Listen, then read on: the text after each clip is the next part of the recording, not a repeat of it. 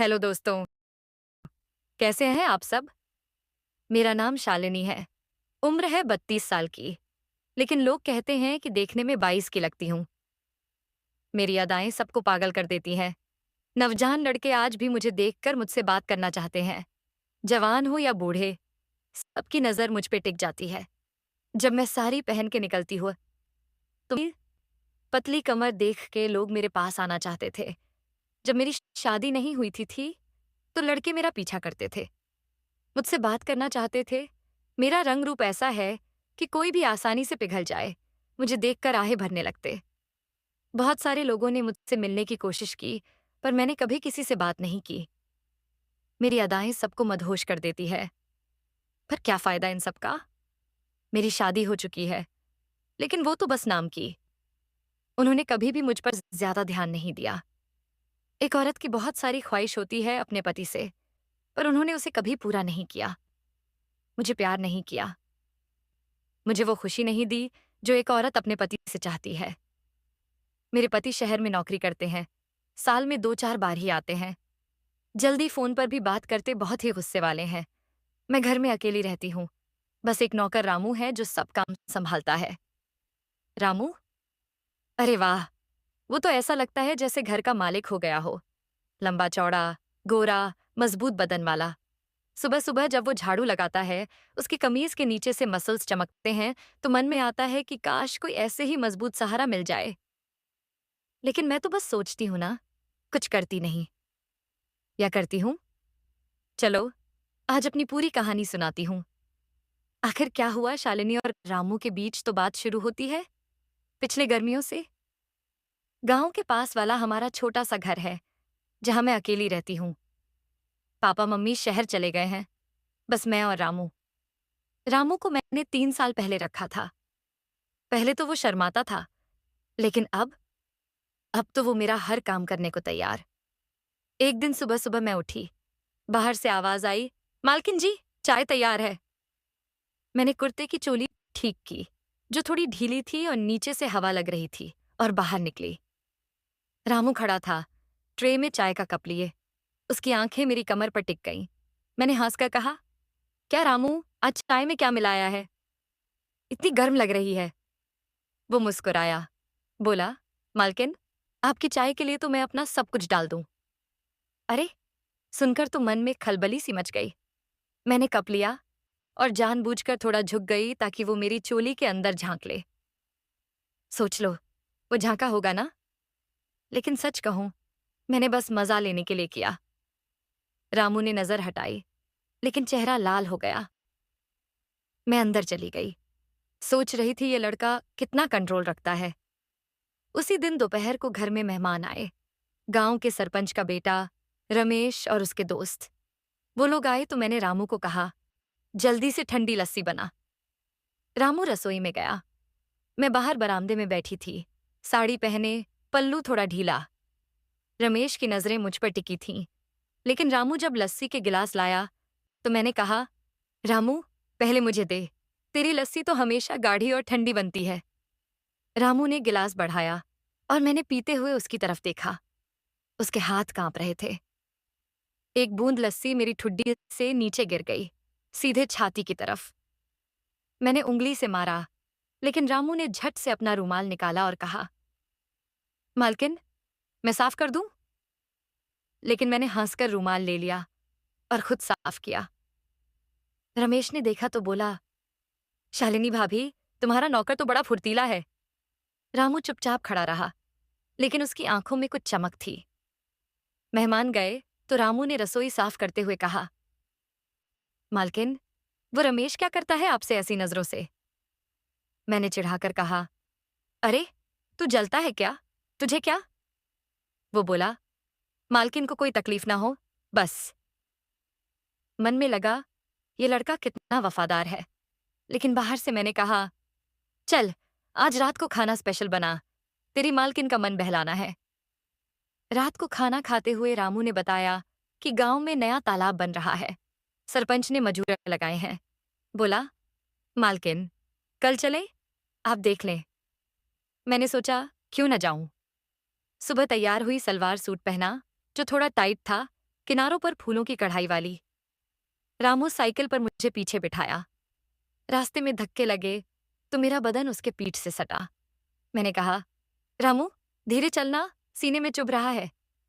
वो बोला, मालकिन, मैं कोशिश कर रहा हूं लेकिन रास्ता ही खराब है। तालाब पर पहुंचे तो मजूर काम कर रहे थे। सरपंच मिला, बोला, शालिनी रानी आ गई, बैठो, चाय पिलाऊं। रामू ने मुझे एक पत्थर पर बिठाया। वहां मिट्टी उड़ रही थी। मेरी सलवार गंदी हो गई। रामू ने घुटनों के बल बैठकर कहा, मालकिन, मैं साफ कर दूं? उसने अपना कपड़ा निकाला और धीरे धीरे सलवार के पायजे साफ करने लगा। मजूर देख रहे थे। सरपंच हंस रहा था, लेकिन रामू ने बस साफ किया और बोला, अब ठीक है। मैंने उसके सिर पर हाथ फेरा, कहा, तू मेरा सबसे खास है रामू। वो शर्मा गया। वापस आते हुए मैंने कहा, रामू, तू जानता है ना तू मेरे लिए क्या है? वो बोला, मालकिन, आपकी हर बात मानूंगा। फिर कुछ दिन बीते। एक शाम को गांव में मेला लगा। मैंने रामू को कहा, चल, मेला देखने चलें। वो खुश हो गया। मेले में भीड़ थी। हाथ पकड़कर घूमे। एक जगह जादूगर था जो रस्सी से चढ़ता था। मैंने कहा, रामू, तू भी तो ऐसा चढ़ सकता है ना? तेरी तो कमर लचीली है। वो हंसा, बोला, मालकिन, आपकी कमर से तो नहीं टक्कर ले सकता। अरे, ये सुनकर तो दिल धक धक करने लगा। फिर चाट का स्टॉल पर रुके। मैंने चाट खाते हुए मुंह पर लगी सॉस को उंगली से मला और रामू को दिखाया। बोला, मालकिन, दे दो, मैं चख लूं। मैंने उंगली उसके मुंह के पास की। वो चाट गया। भीड़ में कोई देख लेता तो क्या सोचता? लगा कि अब किसी ने देख लिया होता तो मेरे और रामू के बारे में अफवाह फैल जाएगी। लेकिन बस मजा था। मेला से लौटे तो रात हो चुकी थी। घर पहुंचकर मैंने कहा, रामू, आज थक गई हूं, पीठ दबा दे। वो मेरे पास आया, लेकिन दरवाजा बंद करके नहीं, बाहर ही बरामदे में। बेट्स, के नीचे। उसके हाथ मजबूत थे। दबाते हुए बोला, मालकिन, यहां दर्द है? मैंने आह भरी, हाँ, और नीचे भी। वो नीचे की तरफ हाथ ले गया, लेकिन बस कमर तक। बस दर्द कम हो गया। अब कहानी में ट्विस्ट आता है, लेकिन धीरे धीरे। अगले हफ्ते गांव में पंचायत हुई। सरपंच ने बुलाया कि पानी की समस्या पर बात हो। मैं गई। रामू साथ था। वहां रमेश फिर मिला। बोला, शालिनी भाभी, तुम्हारा रामू तो तुम्हारा शेर है, कहीं छेड़े तो काट लेगा। मैंने हंसकर कहा, हाँ, मेरा शेर। पंचायत में बहस हुई। पानी के लिए नहर बनानी थी। सरपंच बोला, शालिनी, तुम्हारा खेत भी तो सूख रहा है। रामू ने बीच में कहा, सरपंच जी, मालकिन का खेत मैं खुद सींच लूंगा, रात दिन मेहनत करूंगा। सबने ताली बजाई। रमेश ने मुझे इशारा किया, भाभी, रात दिन? अच्छा, लेकिन रामू ने साफ कहा, खेत के लिए। पंचायत के बाद हम घर लौटे। रास्ते में बारिश की फुहारें पड़ीं, लेकिन ज्यादा नहीं। घर पहुंचकर रामू ने कहा, मालकिन, कल से खेत में काम शुरू, आप आना। मैं गई। खेत में वो फावड़ा चला रहा था। पसीना बह रहा था, कमीज गीली। मैंने पानी का लौटा दिया। बोला, मालकिन, आपका पानी पीकर तो मैं और जोश में आ जाता हूं। मैंने कहा, तो रोज पी लेना। वो मुस्कुराया। शाम को खेत से लौटे तो मैंने कहा, रामू, तू थक गया होगा, नहा ले। उसने नहाया, लेकिन बाहर ही नल के नीचे। मैंने चुपके से देखा, बदन चमक रहा था। उसे ऐसे देखकर बहुत मजा आया, लेकिन मैंने कुछ नहीं कहा। दिन बीतते गए।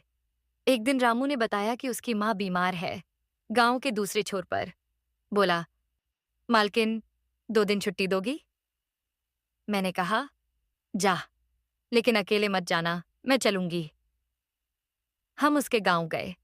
वहां उसकी माँ, बूढ़ी औरत, बिस्तर पर। रामू ने पानी पिलाया, दवा दी। माँ ने कहा, बेटा, ये कौन है? मैं, तेरी बीवी? रामू शर्मा गया। मैं हंसी। बोला, नहीं अम्मा, मालकिन है।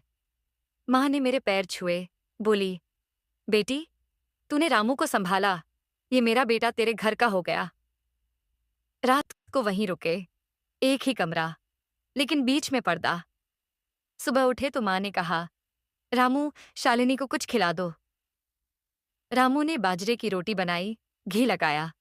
मैंने खाते हुए कहा, रामू, तेरी रोटी तो इतनी नरम है, मुंह में घुल जाती है। वो बोला, मालकिन, आपके लिए तो मैं और नरम बनाऊंगा। फिर मैं शर्मा गई, माँ सुन रही थी। हंस पड़ी। वापस लौटे तो रामू बदला हुआ था। ज्यादा बातें करने लगा। एक शाम बरामदे में बैठे चांद निकला। मैंने कहा, रामू, चांद कितना सुंदर है ना? वो बोला, मालकिन, चांद तो आप हो। अरे वाह! लेकिन मैंने कहा, बकवास मत कर, तू अभी मासूम है। वो चुप हो गया। अब कहानी गर्म होती है। गांव में होली आई। सब रंग खेल रहे थे। मैंने रामू को कहा, होली खेलेंगे? वो बोला, हाँ मालकिन, लेकिन आपको रंग न लगे। मैंने गुलेल भरी और उस पर रंग मार दिया। वो हंसा और मुझे पकड़ लिया। गले लगाकर रंग लगाया। मेरा ब्लाउज गीला हो गया, साड़ी चिपक गई। वो बोला, मालकिन, अब आप रंगीली हो गईं। मैं चिल्लाई, छोड़ दे, लेकिन हंस रही थी। गांव वाले देख रहे थे। रमेश आया, बोला, वाह शालिनी, रामू के साथ तो मजा आ गया। होली में तो सब होता है, लेकिन रामू ने मुझे साफ कपड़े दिए, जीडी तीसरी, और खुद रंग उतारा, मेरे लिए बाल्टी में पानी लाया। कुछ नहीं हुआ। होली के बाद एक दिन रामू ने कहा, मालकिन, गर्मी ज्यादा है, छत पर सोएं? मैंने हाँ कहा।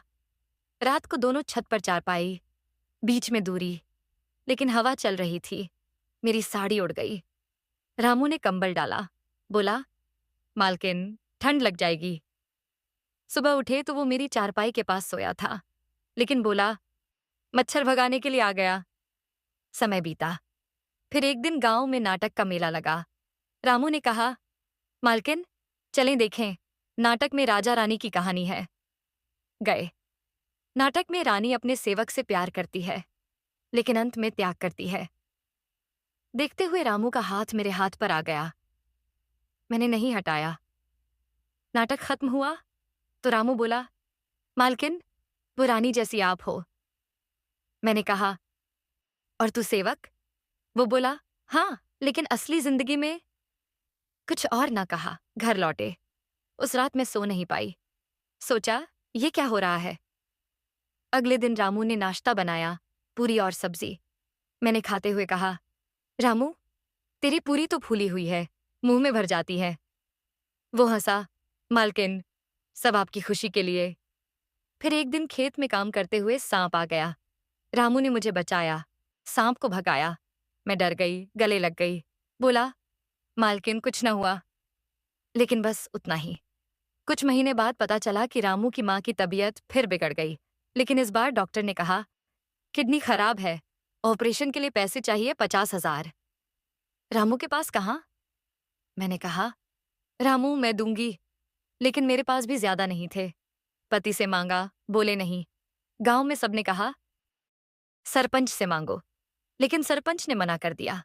रमेश ने कहा, शालिनी, पैसे दूंगा, लेकिन उसकी नजरें गंदी थीं। मैंने मना कर दिया। रामू उदास था। एक रात वो रोया। मैंने सुना तो गई। बोला, मालकिन, अम्मा मर जाएंगी। मैंने कहा, नहीं होगा, मैं कुछ करूंगी। अगले दिन मैंने अपना सोना बेच दिया, मंगलसूत्र, कान की बालियां, सब। 40,000 हुए। बाकी के लिए गांव वालों से मांग कर जुटाए, रामू को दिए। वो मेरे पैरों पर गिर पड़ा। बोला, मालकिन, आप देवी हो, मैं क्या चुकाऊंगा? मैंने कहा, बस, माँ को बचा ले।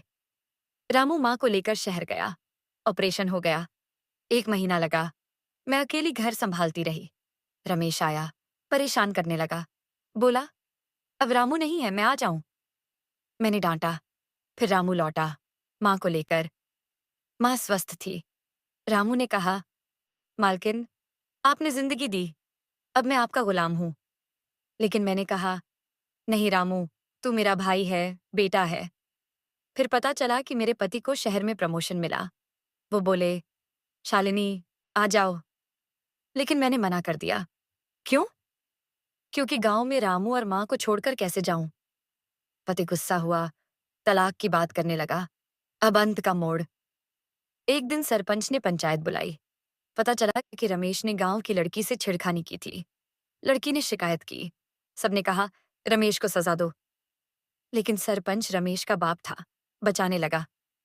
तभी रामू खड़ा हुआ, बोला, नहीं सरपंच जी, मैं सब जानता हूँ। रमेश ने मालकिन को भी तंग किया। सब हैरान।